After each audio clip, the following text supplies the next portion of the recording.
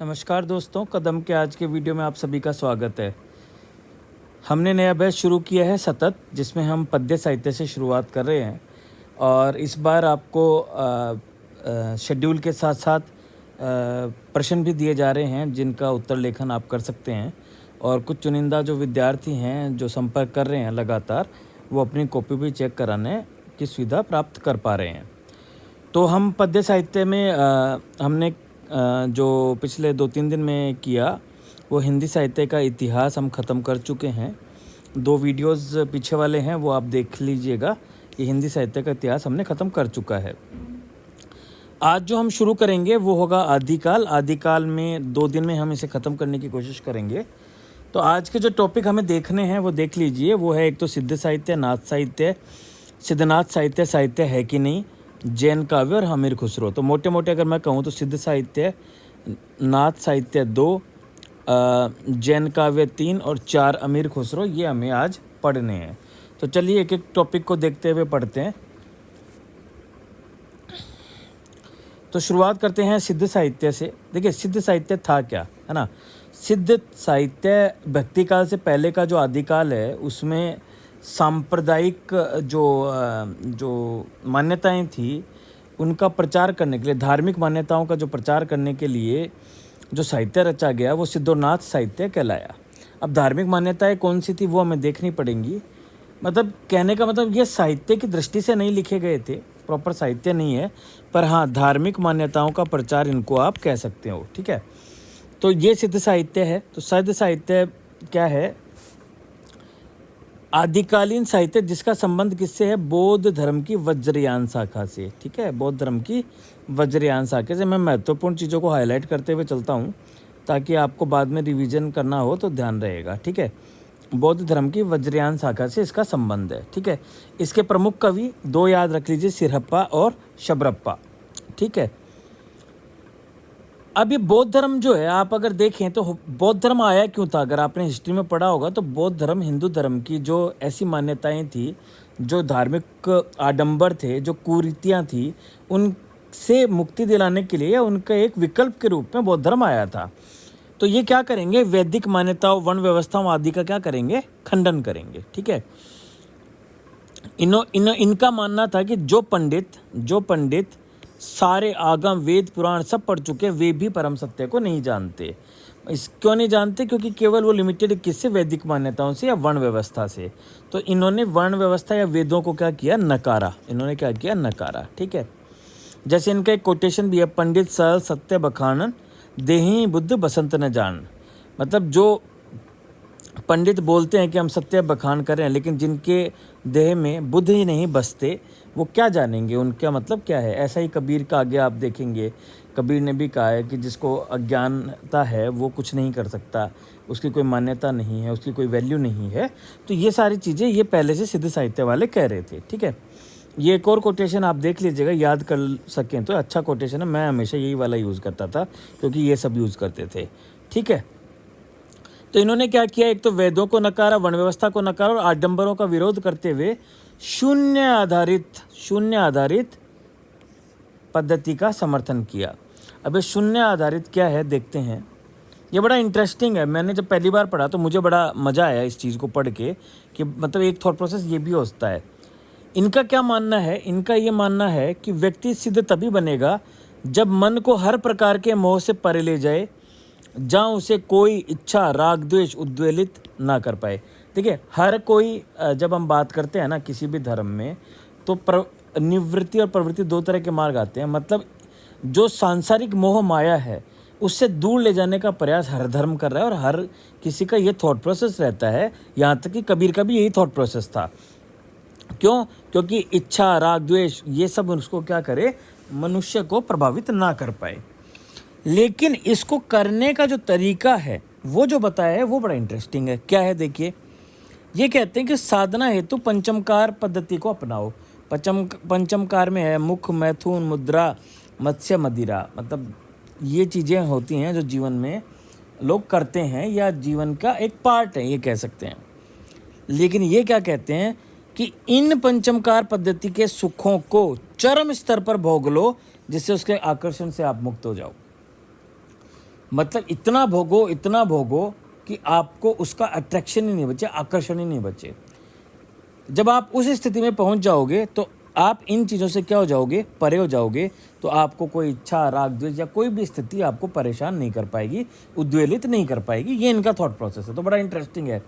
अब आप सोचिए, मतलब हालांकि प्रैक्टिकली कितना पॉसिबल है वो एक अलग बात है। जैसे पैसे के बारे में अगर मैं बात कहूँ तो जिसके पास बहुत अथाह पैसा है, बहुत ज़्यादा पैसा है, उसको कभी पैसे से फ़र्क पड़ेगा? पैसा देख के कोई उसमें कोई लालच या कोई किसी भी तरह का कोई थॉट आएगा, कोई विचार आएगा? नहीं आएगा, क्योंकि उसने पैसे को या उस चीज़ को इतने चरम स्थिति पर भोग रखा है कि अब उसको उस चीज़ से फ़र्क नहीं पड़ता है। तो ये इनका थॉट प्रोसेस कितना सही है गलत है वो हम नहीं आ करे हैं, लेकिन हाँ, इनका थॉट प्रोसेस ये था। ठीक है, इन्होंने गुरु को भी महत्व दिया। कबीर भी गुरु को महत्व देते हैं। तो सिद्धनाथ परंपरा ने ही भूमिका बनाई थी कबीर के जो भक्ति साधना थी, उसका जो बैकग्राउंड है वो यहीं से डेवलप होता है। तो ये भी क्या करते हैं, गुरु को महत्व दे रहे हैं। ठीक है, अब बात ये तो हुआ इनके उस पर, मतलब थॉट प्रोसेस क्या था, इसी पे इनके साहित्य लिखे गए हैं। ठीक है, शिल्प के स्तर पे देखें तो पहले तो यही समझ जाइए कि देखिए मूलतः कवि नहीं है, इनका उद्देश्य साहित्य की रचना नहीं है। ये कौन है, ये अपने सांप्रदायिक या धार्मिक मान्यताओं का क्या कर रहे हैं, प्रचार कर रहे हैं। तो ये धार्मिक साहित्य लिख रहे हैं, तो इसलिए क्या होगा, शिल्प को लेकर ये बहुत सजग नज़र नहीं आएंगे। ये कोशिश क्या करेंगे कि हमारा जो साहित्य है या हमारा जो थॉट प्रोसेस है, जो हमारी मान्यताएं हैं, वो अधिक से अधिक लोगों में पहुंचे। तो उस टाइम पे जो भी सामान्य भाषा चल रही होगी, आम बोलचाल में जो भाषा चल रही होगी, उसी को प्रयोग में लाएंगे। इसलिए उन्होंने जन भाषा उस टाइम पे कौन से थे, अर्धमागधी प्राकृत अपभ्रंश को अपने साहित्य में स्थान दिया है। उसी में इन्होंने अपने साहित्य लिखा है। अपना साहित्य इन्होंने मुक्तक में लिखा है। और एक प्रतीकात्मक भाषा का प्रयोग इनके यहाँ देखने को मिलता है, जिसे हम संधा भाषा कहते हैं। ठीक है, तो इसको याद कर लीजिएगा, संधा भाषा को आप याद कर लीजिएगा। ठीक है, छंद दोहा और सोठा छंद में लिखा है। ठीक है, तो अब क्या है, निष्कर्ष में हम ये लिख सकते हैं कि इनका उद्देश्य जो था वो समाज में जो अव्यवस्थाएं थी, धार्मिक कुरीतियाँ थी, धार्मिक आडंबर थे, उनके खिलाफ जाकर समतामूलक प्रगतिशील समाज की स्थापना था। और एक दूसरा कंट्रीब्यूशन आप कह सकते हैं कि सिद्ध या ना दोनों के लिए यूज कर सकते हैं कि कबीर जैसे साहित्य की जो स्थापना हुई, उसके बीज कहीं ना कहीं इन्हीं साहित्यों में बोए गए थे। तो इस प्रकार से आप क्या कर देंगे, इसका निष्कर्ष लिख देंगे। ठीक है, तो ये हो गया हमारा क्या, सिद्ध साहित्य। ठीक है, तो सिद्ध साहित्य हमने कर लिया। ठीक है, अब देखते हैं नाथ साहित्य। देखिए सिमिलर से हैं साथ और वो नाथ साहित्य। यह साहित्य भी क्या है, सिद्ध साहित्य का विकसित रूप है। पहले विकसित रूप है, पहले सिद्ध साहित्य आया, फिर नाथ साहित्य आया। देखिए सिद्ध साहित्य क्या बोल रहा है, आप जितने भी ये चीज़ें हैं जो जीवन में विचलित कर सकती है, उनको चरम स्तर पर भोगो। प्रैक्टिकली क्या होता है, इतना पॉसिबल नहीं होता। कितना चरम भोगना है, क्या उससे वो बाहर निकल पाएगा कि नहीं निकल पाएगा, ये संभावनाएं का पता नहीं होता। तो ये क्या कहते हैं कि ये बौद्ध परंपरा के साथ साथ इन पर शैव परंपरा का भी प्रभाव है। ये मुक्ति पर फोकस करते हैं, वो प्रवृत्ति पर फोकस करते हैं। ये किस पर फोकस करते हैं, निवृत्ति पर, कि चीज़ों को छोड़ दो, त्याग दो। तो जो मुक्ति प्रदान करे, नाथ का शब्द का मतलब है जो मुक्ति। नाथ परंपरा आज भी एग्जिस्ट करती है भाई, ध्यान रखना ये बात। नाथ वो है जो मुक्ति प्रदान करे। तो गोरखनाथ इसके क्या माने जाते हैं, प्रवर्तक माने जाते हैं। इन्होंने सिद्धों के विपरीत क्या बोला, इंद्रिय भोग की बजाय इंद्रिय नियमन को महत्व दिया। प्रवृत्ति मार्ग की बजाय किसको महत्व दिया, निवृत्ति मार्ग को। इनकी साधना पद्धति है, ये डिसिप्लिन लेकर आ रहे हैं। इसमें जो आपकी साधना पद्धति है उसमें डिसिप्लिन ला रहे हैं। चरम स्तर पर भोग की को मना कर रहे हैं कि नहीं, ऐसा करने से नहीं होगा, आपको नियमित करना होगा अपने आप को, और आपको साधना करनी होगी। कैसी साधना, हठ योग साधना। है और ठे से मिलके बना है सूर्य और चंद्रमा। जब है और ठे का मिलन होगा, अर्थात सूर्य और चंद्रमा का मिलन होगा, तब आत्मा और परमात्मा का मिलन होगा। ठीक है, तो ये यही विचार देखिए, आप जब कबीर पढ़ेंगे मैं बताऊंगा आपको, यही विचार कबीर के यहाँ आते हैं। कुंडलिनी, महाकुंडलिनी का कॉन्सेप्ट जो है वो कबीर भी अपने जो थॉट प्रोसेस है उसमें लेकर आते हैं। तो इसलिए इन्होंने कहा है जोई जोई पिंडे सोई ब्रह्मांड है, जो हमारे अंदर है वही ब्रह्मांड में है। ये कहीं ना कहीं जब आप आगे पढ़ेंगे, शंकराचार्य का जो थॉट प्रोसेस है वो यहीं से बैकग्राउंड क्रिएट करता है। ठीक है, तो व्यक्ति के भीतर जो कुंडलिनी है वे ब्रह्मांड की महाकुंडलिनी है, और इन दोनों में क्या होगा, षट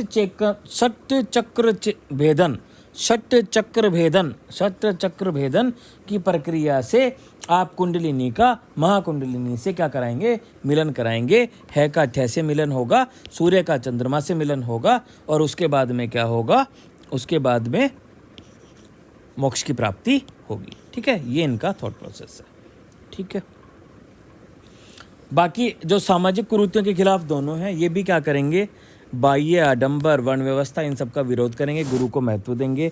शिल्प भी बिल्कुल सेम रहेगा, मुक्तक रहेगा, भाषा भ्रंश रहेगी, संधा भाषा इनके यहाँ भी रहेगी, उलटबांसी यहाँ देखने को मिले। उलटबांसी का मतलब है, ये कबीर में और ज़्यादा डिटेल में पढ़ोगे, उल्टा। आपको सामान्य रूप से देखोगे तो उल्टा लगेगा कि ये जो इसका रुचि होती है, जो इसका मूल तत्व है, जो इसका ये कहें कि जो इसकी विशेषता है, उसके प्रवृत्ति के विपरीत जब गतिविधियां होंगी तो उसको उलटबांसी कहा गया है। ठीक है, निष्कर्ष में सेम वही वाला निष्कर्ष लिखेंगे, पुराने वाला, और कबीर जैसा वही निष्कर्ष आप यहाँ पे भी यूज कर सकते हो। कोटेशंस मैंने एक ही याद की थी इसके लिए, 9 लाख पात्री आगे नाचे, पीछे सहज अखाड़ा, ऐसो मन ले जो भी खेले, तब अंतरी बसे भंडारा। ये आप, मैं लिख देता हूँ, ये आप MTR है, इसको याद कर लेंगे। ठीक है, हर एक सिद्ध में एक कोटेशन आपको ध्यान होना चाहिए, नाथ में कोटेशन ध्यान होना चाहिए। क्लियर है? चलिए आगे बढ़ते हैं। फिर एक टॉपिक आता है कि सिद्धनाथ साहित्य की है कि नहीं। अब देखिए, जब हम पुराना टॉपिक्स को बहुत अच्छे से पढ़ लेते हैं ना, तो कॉन्सेप्चुअल क्लैरिटी आ जाती है। अगर आपने मेरा पुराना वीडियो देखा है, फर्स्ट वीडियो देखा है, सेकंड और थर्ड वीडियो आपके लिए बहुत आसान होने वाला है। ये वाला पूरा टॉपिक मैं फर्स्ट वीडियो में पढ़ा चुका हूँ, फिर भी रिपीट करा दे रहा हूँ, पर एक जिनको बहुत डिटेल में पढ़ना है वो फर्स्ट वीडियो देखें। ठीक है, क्या है कि भाई, क्या सिद्धनाथ जो साहित्य है वो साहित्य है कि नहीं है। ठीक है, तो देखिए, 2 विचार निकल के आते हैं, हमने पढ़ रखे हैं। आचार्य शुक्ल जी मानते हैं कि साहित्य नहीं है, और आचार्य द्विवेदी जी मानते हैं कि नहीं, बिल्कुल साहित्य है, ये है साहित्य। आचार्य शुक्ल जी का तर्क क्या है कि ये सांप्रदायिक मान्यताओं या धार्मिक मान्यताओं का शुष्क प्रचार मात्र है। ठीक है, इसमें ना तो साहित्यिक संवेदनशीलता है, ना सौंदर्यात्मकता है, ना नवीनता है, ना कल्पना है। तो ये सब तत्व अगर अनुपस्थित है तो हम इसको किस प्रकार साहित्य मान लें? बिल्कुल नहीं माना जा सकता। हमने पढ़ा भी, अभी जब आपने देखा, मैंने बताया कि जिन्होंने इनकी रचना की है वो कोई कवि नहीं थे, बल्कि क्या थे, धार्मिक मान्यताओं का प्रचार मात्र करना उनका उद्देश्य था। तो ये शुक्ल जी का विचार है। लेकिन द्विवेदी जी कहते हैं कि नहीं, ये बिल्कुल साहित्य है। क्यों? कि भाई, कुछ प्रसंगों को अगर छोड़ दें तो ये कविताओं के जो विषय हैं वो सामाजिक मान्यताओं से टकराते हैं। यदि इन्हें धर्म के आधार पर, कि धर्म से संबंधित है, इस आधार पर आप साहित्य की श्रेणी से बाहर कर दोगे तो भक्ति काल का पूरा साहित्य हमको बाहर कर देना पड़ेगा, क्योंकि भक्ति काल में तो केवल ही धर्म और ईश्वर की आराधना की बात ही की गई है। तो आचार्य द्विवेदी जी बोलते हैं इनको साहित्य माना जाना चाहिए। ये तो हुए इनके विचार। अब हम बोलेंगे कि भाई हमारे क्या विचार हैं, हमें क्या फाइनली अपने उत्तर में ये बोलना है कि इनको साहित्य माना जाना चाहिए कि साहित्य नहीं माना जाना चाहिए। तो हम अन्य तर्क देंगे। पहला, आम आदमी की समझ से बाहर प्रतीकात्मकता और उलटबांसी का प्रयोग है। तो ये शिल्प का तत्व है कि नहीं है? शिल्प है, जो सौंदर्यात्मकता की, संवेदनशीलता की, नवीनता की, कल्पना की बात कर रहे हो, वो तो है इसमें। जैसे नाथ बोले अमृतवाणी, बरसेगा कंबल भीजेगा पानी, है तो ठीक है। दूसरा, कबीर से तुलना करें कि जब कबीर की भाषा भी तो सुसंस्कृत नहीं थी, लेकिन कबीर को भी साहित्य में रखा गया है। क्यों? क्योंकि उसकी सामाजिक चेतना क्या है? प्रभावी है। और इनकी भी सामाजिक चेतना प्रभावी है। क्यों? क्योंकि समाज को बांटने वाली व्यवस्था पर इन्होंने चोट की है, और धर्म की कुरीति और आडंबरों पर भी इन्होंने चोट किया। मतलब विषय इनके क्या हैं? सामाजिक है, कुरीतियों पर चोट की गई है, तात्कालिक व्यवस्था से विरोध की स्थिति यहाँ देखने को मिलती है। इसलिए निश्चित रूप से इसे क्या माना जाना चाहिए? साहित्य माना जाना चाहिए, भले ही साहित्यिकता उसमें उच्च कोटि की नहीं हो, पर हम इसे साहित्य की श्रेणी से बाहर नहीं कर सकते। तो ये आपका क्या हो जाएगा? निष्कर्ष हो जाएगा। क्लियर है? आसान था, क्योंकि मैं ये टॉपिक पहले पढ़ा चुका हूँ। फिर जो अगला टॉपिक है, मैंने कहा था पहला हमें देखना है सिद्ध साहित्य, दूसरा हो गया नाथ साहित्य, तीसरा हमें देखना है जैन साहित्य और चौथा देखेंगे अमीर खुसरो। तो तीसरा टॉपिक हम देख रहे हैं जैन काव्य। ये थोड़ा सा मुश्किल लगता था जब मैं भी पढ़ता था, तो आप थोड़ा सा देख लीजिएगा, 2 बार पढ़ लीजिएगा इस टॉपिक को। थोड़ा सा मैं खुद ही बोल रहा हूँ, ये टफ टॉपिक है, ठीक है। स्वयंभू हेमचंद्र प्रमुख इसके जैन काव्य के प्रमुख रचनाकार कह सकते हैं आप। जैन जो शब्द बना है वो जिन से बना है, हिस्ट्री में पढ़ा होगा, जिसका अर्थ होता है विजय पाने वाला, किससे, सांस्कृतिक आकर्षणों पर विजय। तो वो क्या कहलाएगा, जैनी। जैन, जिन से जैनी, जिसने सांसारिक आकर्षणों पर विजय प्राप्त कर ली है। जैन मुनियों में दया, करुणा, अहिंसा, त्याग आदि को इन्होंने क्या किया है, महत्व दिया है। प्रमुख कवि कुछ तो मैंने यहाँ बता दिए, उसके अलावा पुष्यदंत, हेमचंद्र, राम सिंह, धनपाल, स्वयंभू। और स्वयंभू की एक बहुत ही प्यारी रचना है जिसको आपको याद करना है, पौम चरियू। ये जब भाषाखंड पढ़ोगे तब बार बार आएगा भाई, इसलिए अब भी याद करा रहा हूँ। पौम चरियू को याद कर लो, स्वयंभू की रचना है। सिमिलरली एक और याद कर लो, राम सिंह की पाहुड़ दोहा, ठीक है, याद कर लीजिए इसको। फिर इनका भी वो सेम, इनका उद्देश्य भी क्या था, रचनाओं का अपने संप्रदाय की शिक्षाओं का प्रचार करना था। तो काव्यों की प्रवृत्ति क्या होगी, उपदेशात्मक होगी। शिल्प क्या होगा, स्ट्रॉन्ग होगा कि नहीं होगा, नहीं होगा, ठीक है। रासो काव्यों में जैन कवियों की भूमिका रही है, ये कहा गया है। फिर शिल्प वही सेम चीज़ें है ना, मुक्तक में लिखा जाएगा, पाहुड़ दोड़ा जैसे जो रचना है वो मुक्तक में है। ये चरित काव्य जो अगर होंगे तो वो प्रबंध काव्य में लिखा जाएगा, जैसे पौम चरियू। तो दोनों तरह के यहाँ पे मुक्तक और प्रबंधक दोनों शिल्प हमें देखने को मिलते हैं। ये कोटेशन आप याद कर सकते हैं, भल्ला हुआ जू मारिया, बहिनी मारा कंतु, लज्जे तू वैसी हूँ, जय भग्गा घरू सेंतु। ठीक है, मैंने तो याद किया था भाई, 4-5 बार जब आप लिखोगे ना, हर उत्तर में लिख दोगे तो आपको ये याद हो जाएगा। अब मान लीजिए किसी भी जैन कवि पर आता है, जैसे हेमचंद्र हमने लिख लिया, तो जैन काव्य के जो ऊपर सारे बिंदु हमने लिखे वो तो लिखने ही लिखने हैं। इसके अलावा 2-4 पॉइंट्स और लिख सकते हो। जैन मुनियों के नैतिक उपदेशों का प्रचार करने के लिए इन्होंने साहित्य की रचना की तथा जैन सिद्धांतों के अपवाद स्वरूप वीरता परक व श्रृंगार परक कविताएं भी लिखी। किसने लिखी, हेमचंद्र जी ने। अन्य किसी भी कवि का आता तो ये सारे बिंदु लिख के आप उत्तर लिख सकते हो, ठीक है। तो हेमचंद्र जी वीरता परक भी लिख रहे हैं, श्रृंगार परक भी लिख रहे हैं, और जैन साहित्य तो लिख ही रहे हैं। इन्होंने व्याकरण के नियमों को काव्य में स्पष्ट किया, जिससे सिद्ध हेम अनुशासन शब्दानुशासन कहा गया। प्राकृत अभ्यंश का ये व्याकरण माना जाता है। बहुत इंपॉर्टेंट रचना है, जब हम भाषाखंड पढ़ेंगे वहाँ भी आएगी, तो इसको जब भी हेमचंद्र पे सवाल है ये तो पक्का ही लिखना है। छंद, ये दोहा छंद यूज करते हैं। इनकी एक और रचना याद रखो, कुमालपाल चरियू मतलब चरित जो आगे रासो काव्य बन जाता है, ठीक है। तो ये हुआ हेमचंद्र पे। तो जैन जो काव्य है ये हमने पढ़ लिया है, जैन काव्य हम पढ़ चुके हैं, तो तीसरा टॉपिक भी हमारा हो गया है। अब आता है चौथा टॉपिक, वो है अमीर खुसरो। सबसे आसान टॉपिक है आदिकाल का, और काफ़ी हद तक जब आप पढ़ते हो तो आपको अच्छा भी लगता है ये टॉपिक, इसलिए बहुत ज़्यादा मैं टाइम नहीं लूँगा, आप पढ़ सकते हो उस टॉपिक को। लेकिन ब्रीफली मैं थोड़े से टॉपिक बता देता हूँ। देखिए, खड़ी बोली उर्दू व हिंदी के कवि खड़ी बोली में लिखते थे। ये उर्दू में भी लिखा है, हिंदी में भी लिखा है, और ब्रज भाषा में भी साहसिक प्रयोग किए हैं। इनकी प्रमुख रचनाएं हैं पहेलियाँ, मुकरियाँ, दो सुखने और ढकोसला, ठीक है। पहेलियाँ, मुकरियाँ, दो सुखने, ढकोसला, ये याद करने हैं, ठीक है।